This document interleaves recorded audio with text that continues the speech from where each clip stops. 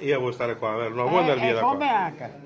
Non mi porta via neanche col carro armato. Nel giorno della chiusura a casa Sandra è arrivato Clodovaldo Ruffato, il presidente del Consiglio regionale del Veneto. Dopo che Rete Veneta ha portato alla luce questa vicenda, ha voluto vedere di persona la casa famiglia di Albignasego, che ospita 7 anziani curati e coccolati da Sandra e Pietro Merola, che hanno messo in piedi questa onlus. Questo è un bellissimo, definiamolo così, progetto pilota spontaneo, ecco, e bisogna dare atto che effettivamente è un metodo di accudire l'anziano innovativo ed efficace. Questa mattina però verso le 9:30 una macchina dei vigili è passata proprio davanti alla loro casa. Da oggi infatti gli anziani dovrebbero andarsene, secondo quanto intimato dall'ordinanza del sindaco, seguita ai controlli di USL e NAS dei carabinieri.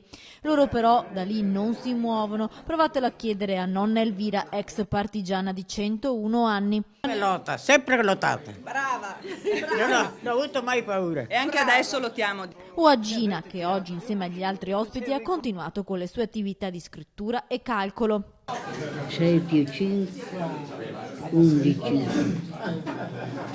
Ma sono difficili. No, ci organizziamo tutti i giorni, non tutti i giorni, ma quasi, per tenerci in movimento, per tenere in movimento il cervello. I nonni non se ne vogliono andare, ma fino a quando non ci sarà un regolamento, per Sandra e Pietro Merola, la famiglia che si prende cura quotidianamente di loro e che li ospitano nella casa, sono giorni di ansia. Non se lo meritano loro prima di tutto, prima che per me, anche perché hanno dato tutto nella vita, penso. E ancora adesso devono lottare per stare un po' in pace. Rete Veneta da settimane segue l'evolversi dei fatti per casa Sandra. Martedì mattina c'era stato un incontro anche con il sindaco, che ha chiesto alla regione di intervenire, ed ecco la risposta di Ruffato.